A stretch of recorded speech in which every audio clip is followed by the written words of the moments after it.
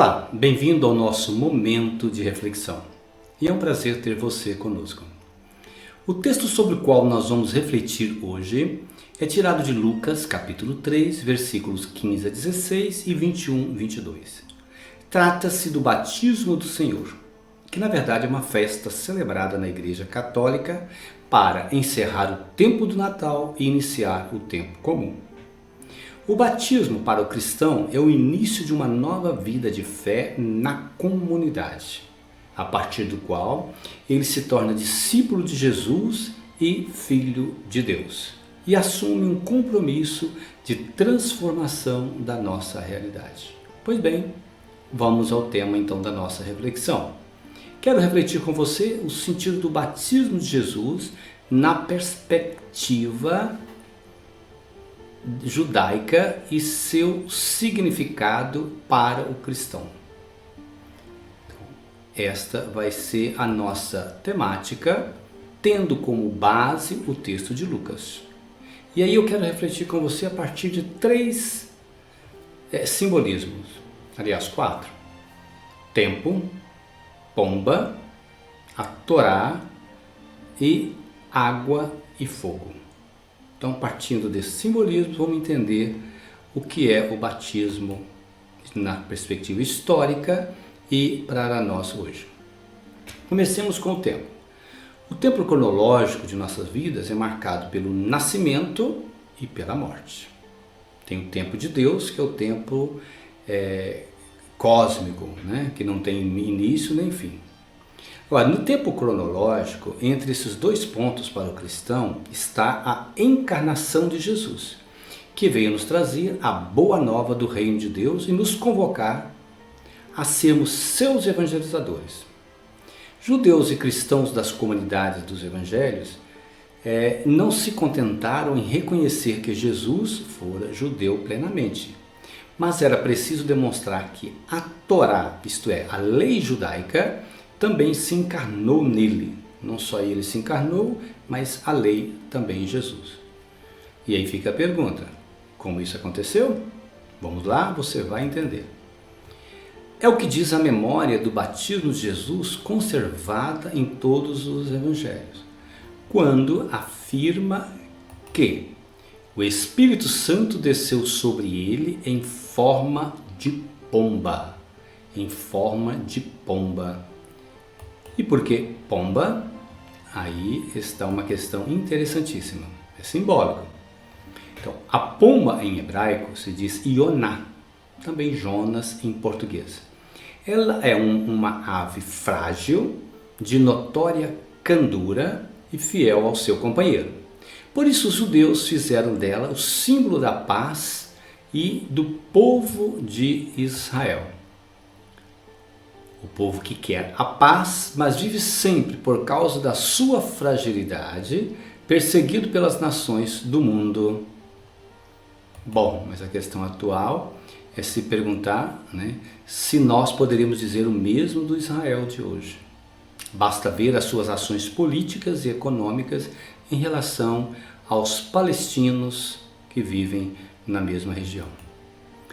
Assim como a pomba só pode se defender com as suas duas asas, Israel só tem as duas tábuas da lei dadas no Sinai a Moisés para se defender. Com isso, a pomba passou a ser a imagem da presença de Deus no meio de nós e símbolo da lei, da Torá. Assim, explicando esse símbolo, hoje também nós usamos isso, não é verdade? Como é que você explica que uma raposa, um galo, um tamanduá, um porco podem representar um time de futebol? Verdade? Você não fala nem o nome do time, fala o nome do animal ou da ave. Portanto, no batismo de Jesus, o que desce sobre ele é a Torá, pomba, para lhe conferir o quê? A dignidade de Torá personificada, de Torá que se movimenta, é quase que uma pessoa. Por isso, no batismo, na visão judaica, é Torá que confirma Torá, que é Jesus. Deus envia, então, o seu Filho no meio de nós. Isso é releitura judaica, hein? Os cristãos compreenderam no batismo de Jesus que Deus mesmo se lhes oferecia em Jesus em forma de Torá. A presença simbólica de uma pomba no batismo de Jesus quer ser a sua confirmação como israelita, judeu e membro do povo de Deus, que se faz presente como sinal de esperança e de força, na fragilidade e na candura de uma ioná, de uma pomba. O fato de Jesus ser batizado por João é um dado histórico muito importante. Com isso, Lucas quer dizer que Jesus se une ao movimento penitencial para assumir a cruz, que é um elemento importante na caminhada missionária de Jesus. Ela se inicia no seu tempo cronológico com o batismo, mas no fim da estrada está uma cruz esperando Jesus. Assim como ocorre com todo cristão, comprometido com a causa do reino de Deus anunciado por ele. E é pensando no simbolismo desta cruz do batismo, é que no batismo nós acolhemos nossas crianças com o sinal da cruz. Dizemos o nome, fala o nosso sinal da cruz. E aí fica também uma certeza.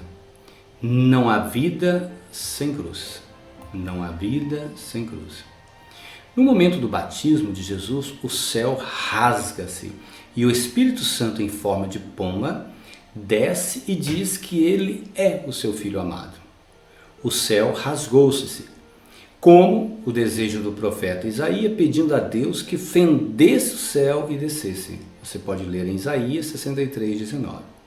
O povo sonhava novamente com uma descida de Deus no meio dele, assim como ocorreu a manifestação de Deus no Sinai a partir de uma teofania, quando esse povo estava no deserto.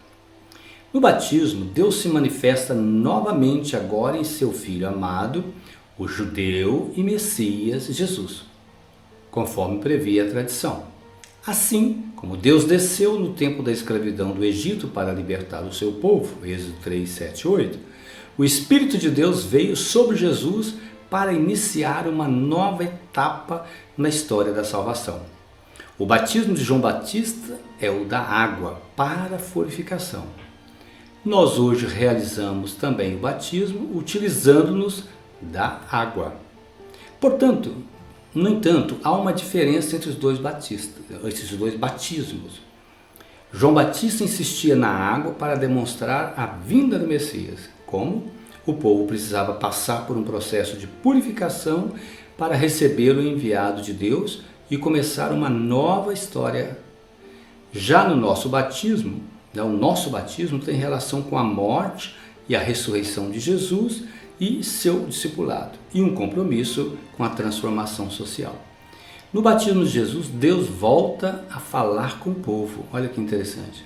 Uma nova relação é estabelecida.